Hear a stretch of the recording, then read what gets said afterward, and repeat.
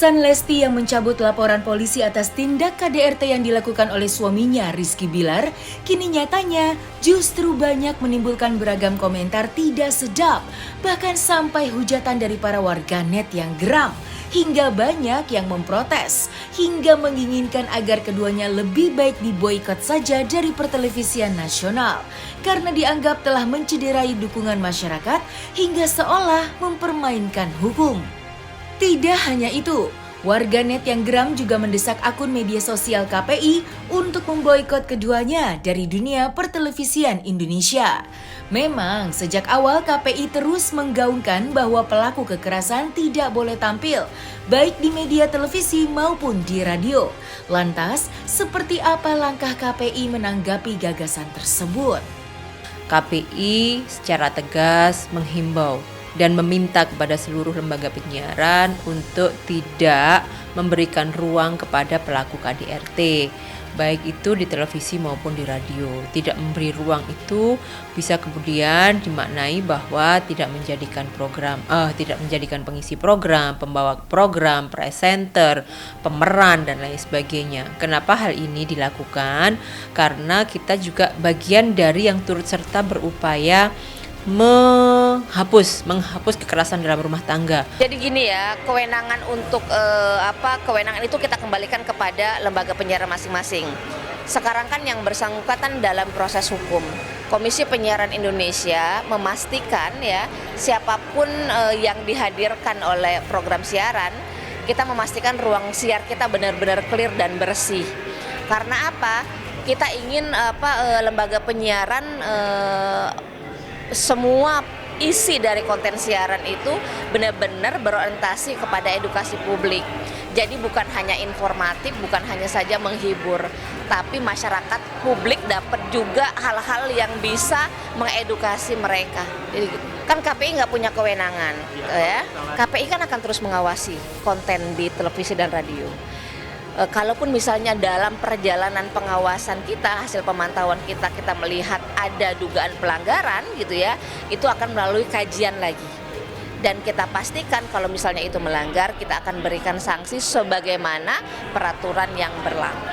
Kalau itu setuju sih sama netizen, kali ini aku setuju sama netizen, soalnya yang kayak begitu memang harus diboikot. Karena kan yang kayak kita tahu sendiri kan di Indonesia kan latahan ya, nanti ada satu kasus yang booming, nanti dia ikut-ikutan biar namanya tuh booming juga gitu. Ya setuju sih, jadi pembelajaran ya buat yang lain, biar gak ada drama-drama lah udah gitu loh. Terus juga gak main asal ngasih laporan cabut, udahlah buat apa sih gitu loh. Kalau boleh nambahin, karena kan KDRT itu kan kasus yang cukup serius ya, jadi kalau misalnya dia asal main kasih laporan terus dicabut, takutnya itu yang bikin pandangan orang-orang yang tadinya simpati, yang tadinya empati sama Lesti jadi males gitu. Terus kalau misalnya ke depannya ada berita orang yang KDRT terus mau cerai, orang-orang tuh udah males duluan nanggepinnya, ntar mikirnya oh ini cuma prank nih kayak gitu. Diboikot sih dari acara TV nih.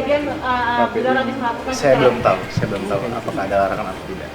Jadi gini, himbauan itu kan dia berlaku terus gitu ya, nggak ada himbauan yang sifatnya sementara.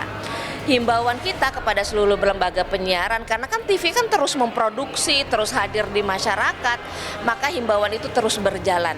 Tapi kan nggak perlu diingatkan terus. Kita sudah mengingatkan menghimbau, silahkan lembaga penyiaran mentaatinya. Dalam hal misalnya tidak ditaati, tentu saja KPI akan bertindak sebagaimana kewenangannya dan akan melakukan penilaian, tapi sebelumnya akan dilakukan kajian terlebih dahulu. Kalau pemantauan akan langsung, pemantauan itu kan sifatnya terus-menerus, akan kita lakukan terhadap semua konten siaran, siapapun yang program apapun, siapapun yang dihadirkan, muatannya seperti apa, KPI punya komitmen dan konsisten. Dan tapi maksudnya begini, kita mengingatkan lembaga penyiaran bahwa informasi apapun yang disampaikan kepada publik hendaknya juga berpihak kepada publik, lebih sensitif terhadap hal-hal yang berkaitan dengan etika kepatutan di ranah publik.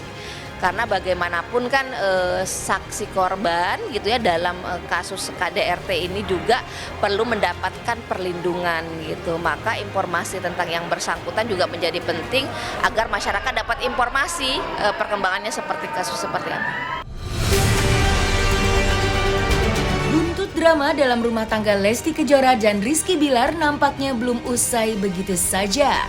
Seolah ingin menyelesaikan masalah ini secara kekeluargaan, kini Lesti dan Bilar pun justru diterpa oleh banyaknya sanksi sosial yang harus mereka hadapi. Dihebohkan dengan lenyapnya akun Instagram milik Rizky Bilar, hal tersebut pun bisa dijadikan salah satu bukti kuat bahwasanya penyelesaian kasus yang diakhiri dengan damai bukanlah suatu hal yang tepat mengingat tindakan tersebut sangat bertentangan dengan aturan yang berlaku di tanah air. Ragam spekulasi pun muncul, khususnya dari warganet. Ada yang menduga bahwa Rizky Bilar tidak kuat menahan hujatan yang dilayangkan kepada dirinya. Ada pula yang berpendapat bahwa Rizky Bilar akun media sosialnya hilang karena dapat report negatif dari banyak orang. Entah apapun penyebabnya, kini wajah Rizky Bilar di media sosial dengan 12 juta followers itu tidak lagi bisa dilihat. Benarkah ini merupakan salah satu dampak yang harus dirasakan Bilar karena kasus tindak KDRT yang dilakukannya?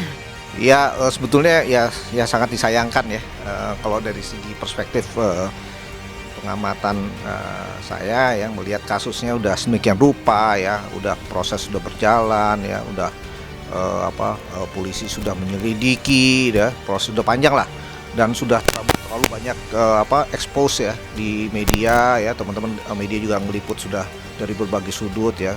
Pada akhirnya ya dicabut laporannya.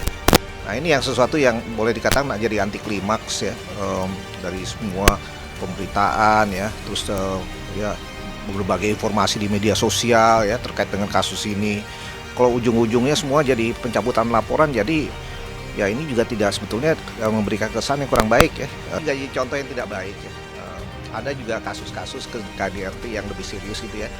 Kalau dengan amplifikasi kasus Lesti Kejora ini diselesaikan damai ya mungkin saya yakin ke depan nggak akan banyak yang akan melapor kasus KDRT itu sendiri ya, karena juga pasti khawatir ya ada keraguan bahwa kasus seperti ini akan berakhir seperti apa yang dialami Lesti gitu ya, dengan upaya perdamaian gitu.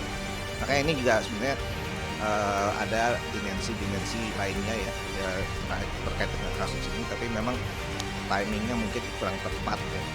Kalau ini juga diselesaikan dengan perdamaian. Kalau saya melihatnya lebih baik dijalankan ya secara umum ya, biar masyarakat juga melihat proses ini transparan, polisi juga teman-teman penyidik juga melakukan tugasnya dengan baik ya, para pihak nanti biarkan pengadilan. Saya kira kalau upaya perdamaian itu nanti hakim lah yang berhak. Jadi ibaratnya ya kok seperti itu ringan aja gitu, ringan. Nah ini juga sebenarnya jadi yang kurang baik ya citranya buat semua pihak ya, apalagi terkesan kok sesederhana itu penyelesaiannya. Lantas kok memang dengan kasus-kasus yang lebih berat ya, yang terkait dengan misalkan gitu yang ada yang lebih serius gitu ya, iya bisa diselesaikan dengan hanya cabut laporan. Dan kita tahu kalau lihat dari statistik yang namanya KDRT itu lebih banyak kejadiannya yang berakhir pada ya boleh dikatakan kejadian yang menyedihkan gitu ya. Pasti ada sesuatu yang kita insya Allah nggak terjadi. Cuman kalau lihat statistiknya di berbagai negara ya ujung-ujungnya memang menyedihkan akhirnya. Nah ini yang ya terus terang jadi sesuatu yang mungkin perlu kita renungkan bersama ya, apakah semua persoalan-persoalan ini bisa kita hanya menyelesaikan dengan kalau udah ada lapor polisi diselesaikan mencabut laporannya. Ini juga sebetulnya memberi kesan yang walaupun pihak penyidik ya dalam hal ini kepolisian memberikan ruang ya adanya upaya perdamaiannya, tapi ini juga di satu sisi juga menimbulkan persoalan baru ya, apakah semua kasus atau persoalan yang sebetulnya menjadi kasus kriminal itu diselesaikan dengan hanya mencabut laporan terus habis itu semuanya seolah tidak terjadi. Nah ini juga jadi pertanyaan. Makanya saya yakin juga pasti Mbak Lesti ya, Mas Rizky juga pasti kena hujatan di berbagai pihak. Tapi memang ini harus dilihat persoalan ini dengan jernih dari berbagai sudut pandang ya dari kasusnya itu sendiri, apa keinginan dari para pihak yang mengalami proses ya kasus ini atau yang sengketa ya harus dilihat juga gitu. Ya kalau kita ya sebagai netizen ya, kita sebagai pengamat aja melihatnya memang kalau saya pribadi melihatnya sangat disayangkan ya.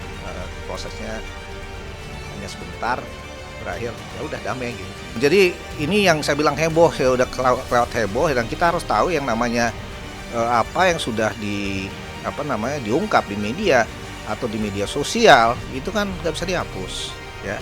Jejak digitalnya itu pasti akan membekas dan akan sulit kita hapus. Walaupun mungkin kalau orang pikir di handphone kita bisa dihapus, tapi kan di namanya internet nggak bisa, itu pasti ada jejaknya ya. Dan ini juga udah membekas pada yang mereka-mereka yang bertikai ini ya, itu kan sulit dihapus dan itu permanen sampai mungkin keturunannya pun bisa akan menemukan itu berita-berita, oh dulu ayah ibunya ternyata pernah berantem gitu kan. Dan ini juga perkembangan dari buat keturunan juga sebenarnya tidak baik gitu.